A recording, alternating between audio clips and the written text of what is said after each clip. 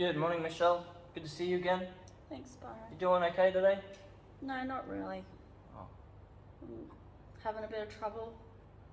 It's really down.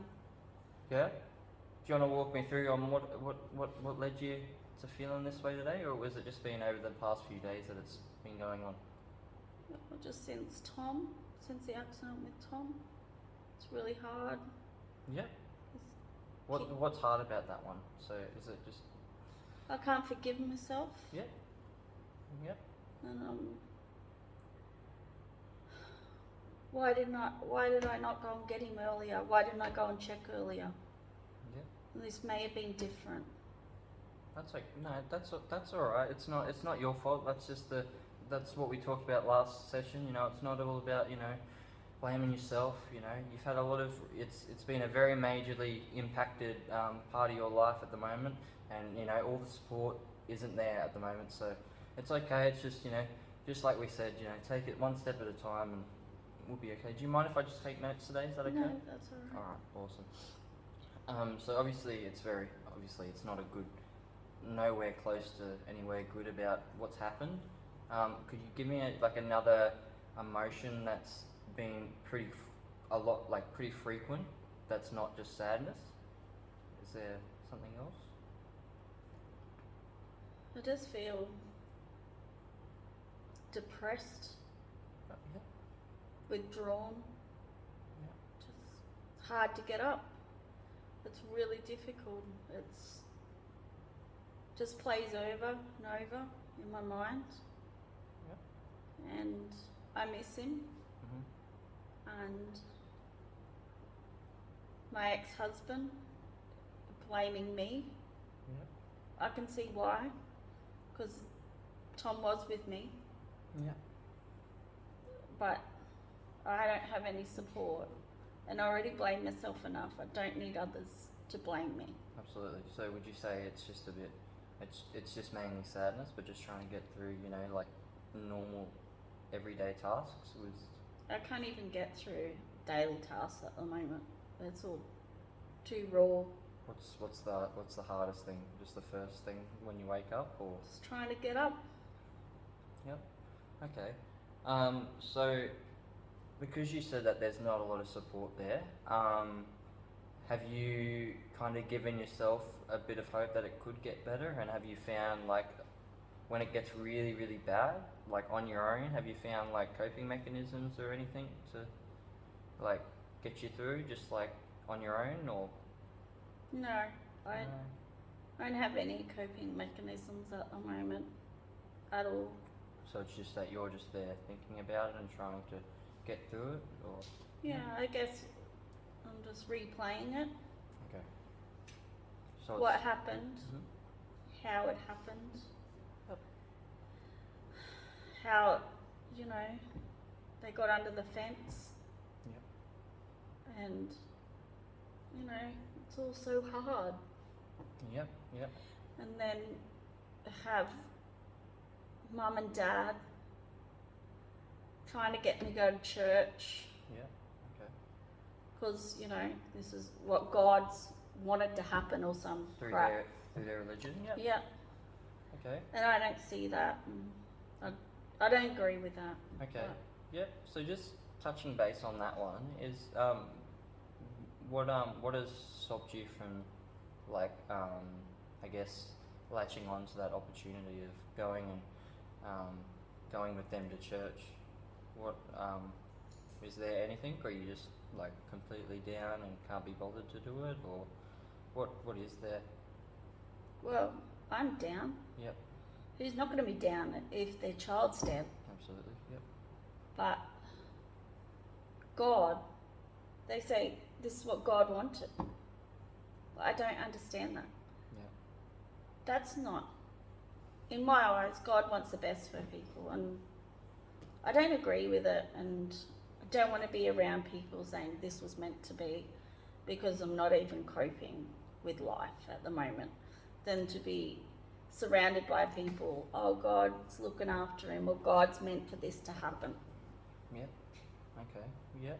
So have you got any spiritual beliefs, or in the way of on your own? Like, have you got any? Do you believe in any sort of religious or spiritual traits, or I just like, it's a bit of a blur?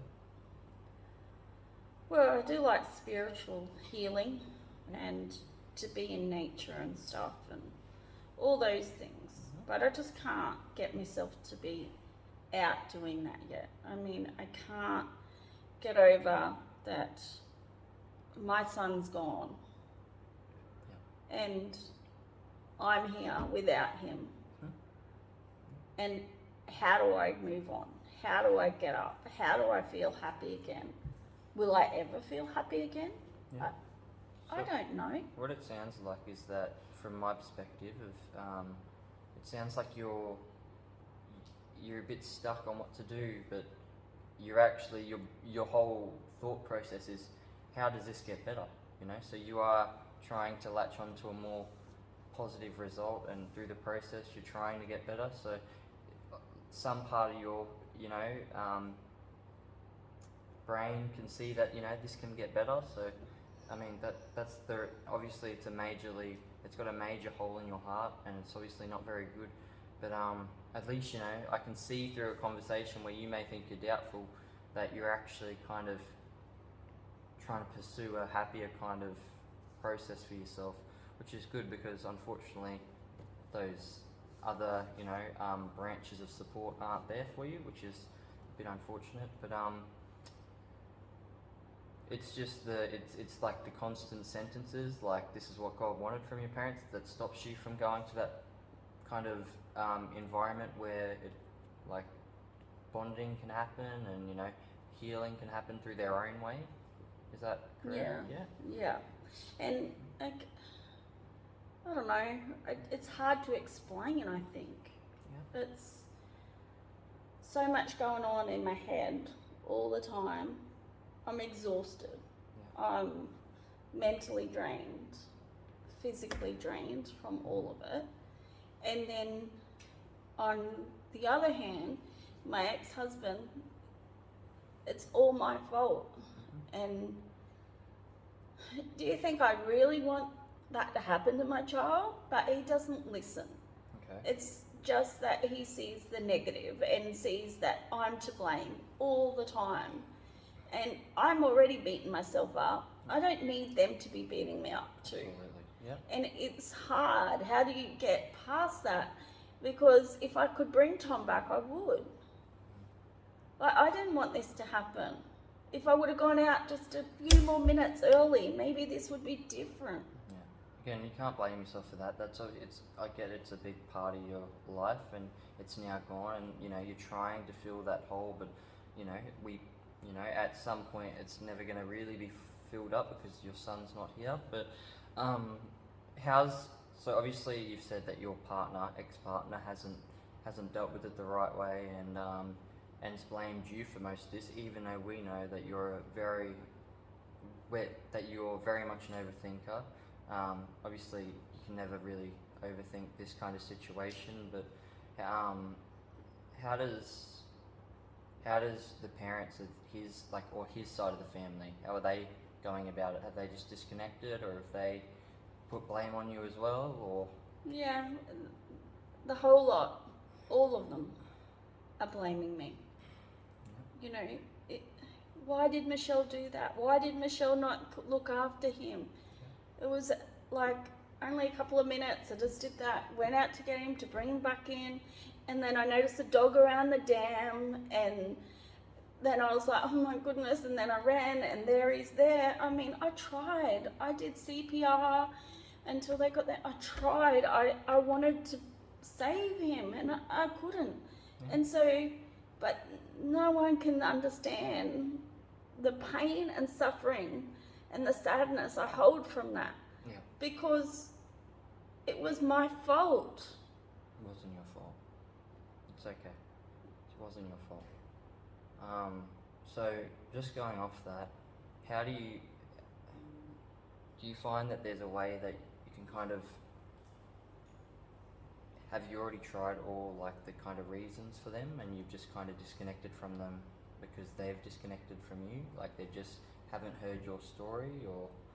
it's just too much now because that's also a part of the loss and the process of, or they just haven't showed you any support at all.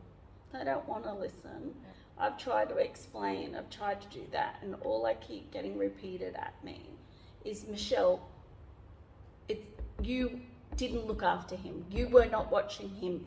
But how do I watch someone 24/7? Absolutely.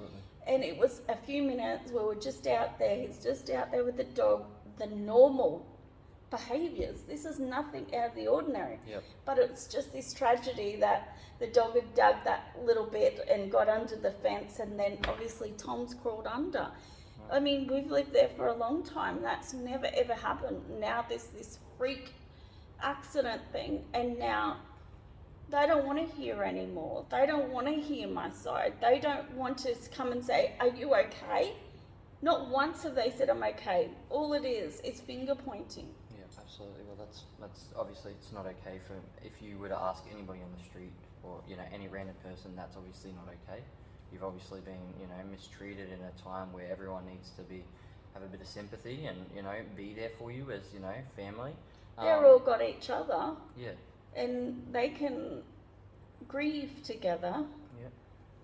I'm here with them sitting on that side of the fence and my parents on this side of the fence for God and church.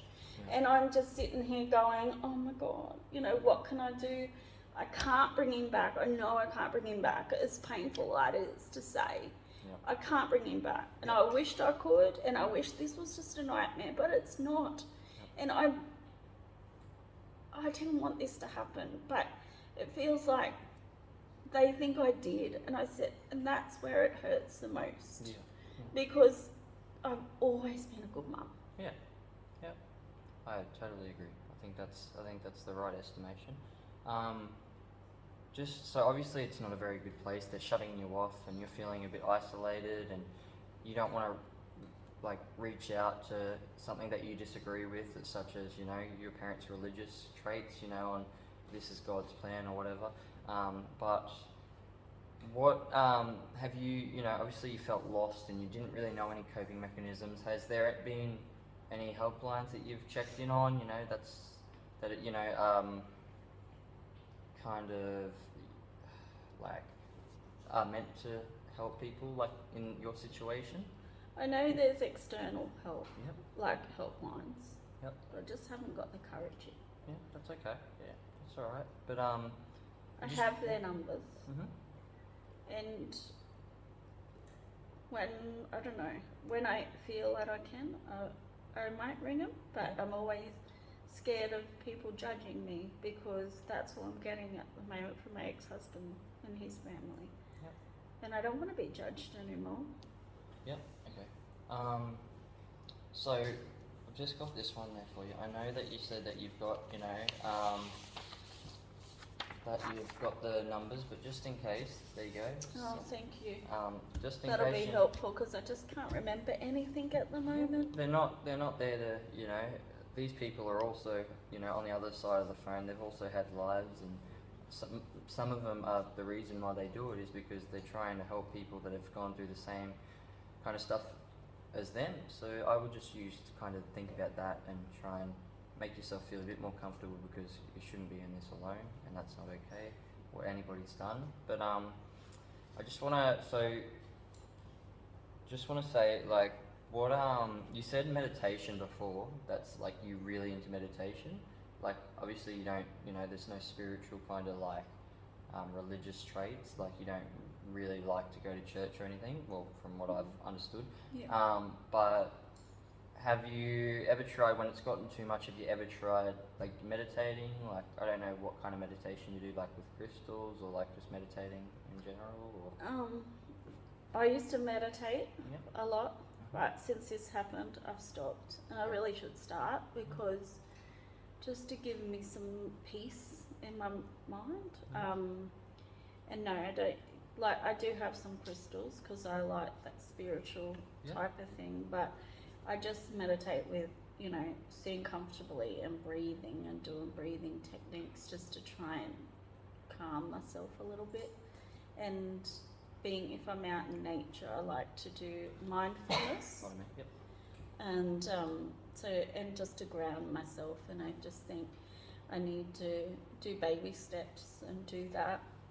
Yep. And once I do that and get a bit stronger, I might be able to reach out to these people here Yep. that you're nice enough to give me, because Yep. that's what I need.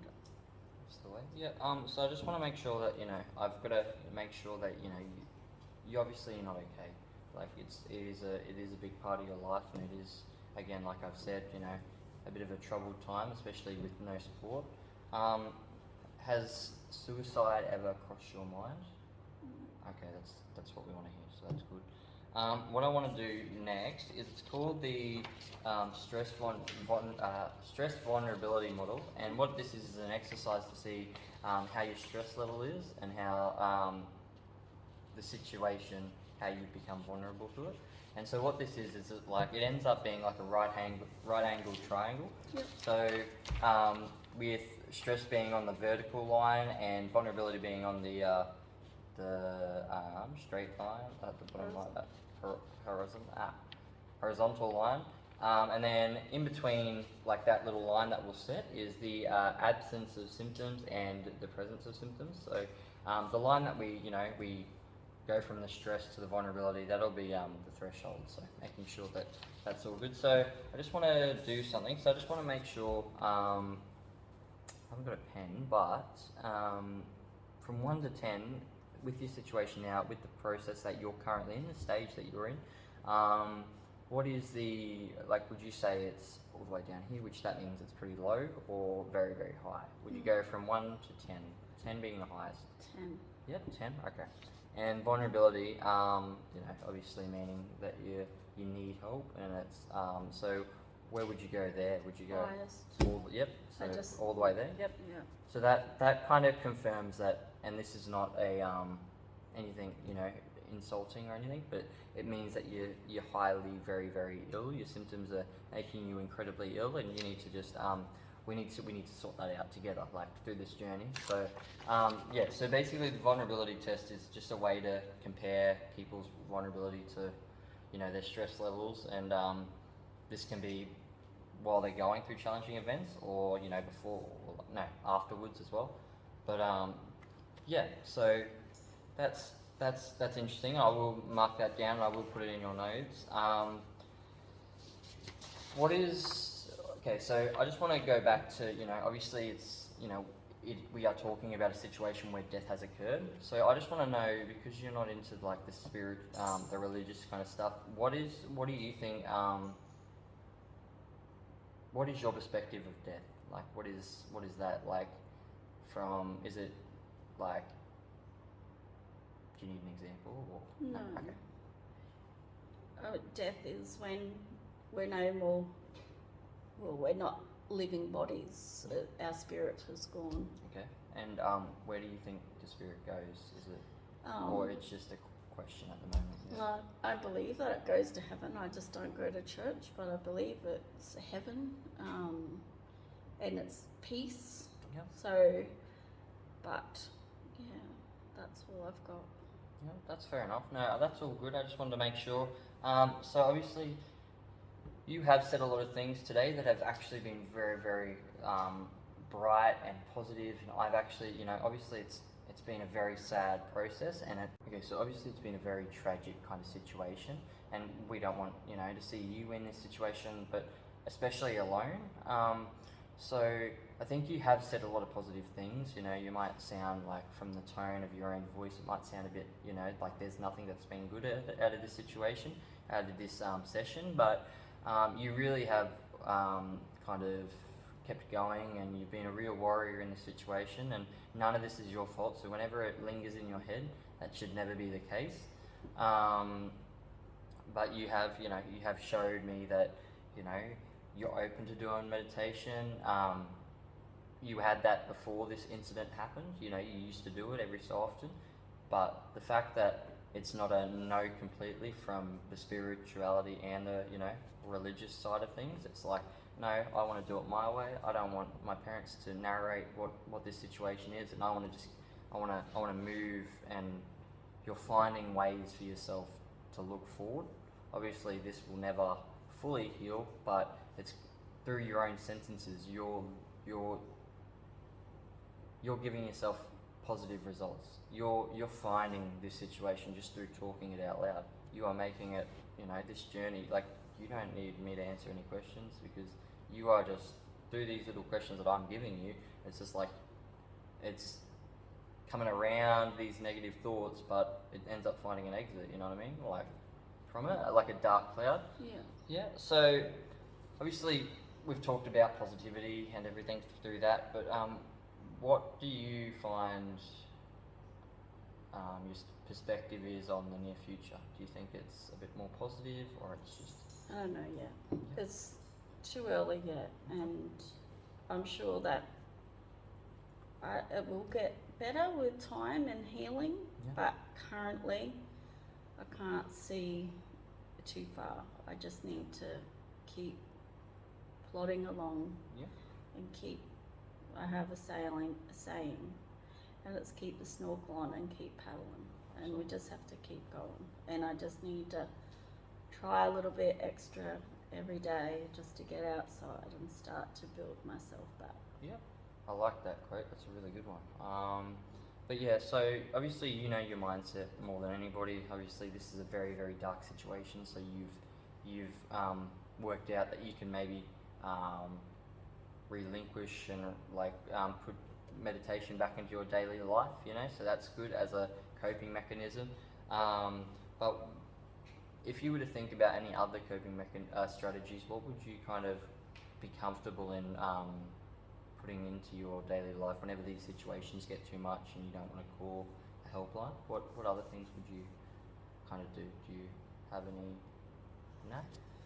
No, I guess just trying to be mindful and just take things in that's around me. Try and be a bit grateful that where I am, because Tom's not that lucky, so I just got to try and be grateful. No, that's okay. So maybe some could be that you're just breathing, deep breaths in and out, which I guess you can entail with your meditation, just sitting still, or even if if you're an active person, like just to go for a walk and get out of the house environment that he may have, lived in as well with you, just get out, leave your phone at home or something, or turn it on, vibrate or something. But that could be another thing, but just make sure that you're never thinking that it's your fault, because all these people are putting, like, your ex-partner's family and him, he will constantly and always think in an idiotic way that you're the problem, like your fault. It's not your fault. You weren't in the situation. You literally came and tried to revive him, and you did the best of your abilities. So he didn't attempt CPR like you did. You came out and you were crying and you were helping, you were making sure everything was okay and everything was, covered, and made sure it was all okay. So obviously you have those helplines. I really, really hope that you use them. I know you will. I know you'll do the right thing if anything ever gets too much. But yeah, have you got any feedback from today, or? No, just that. Thank you for your time, and thanks for these numbers. Yeah, Because I need that's it. okay. That's absolutely all good. You've really showed some positive progression today, and I just hope that I can continue to see you through sessions. But just stay positive. Don't worry about other people's thoughts. You have been the greatest through this situation. You've done nothing wrong, and you're actually doing so many things right, because you're coming and seeking help when you're so lost in the situation that you believe you are, but I don't see it that way. So I really appreciate it, and thank you so much for coming along. I shall see you hopefully next time. Yeah. Thank Awesome. you.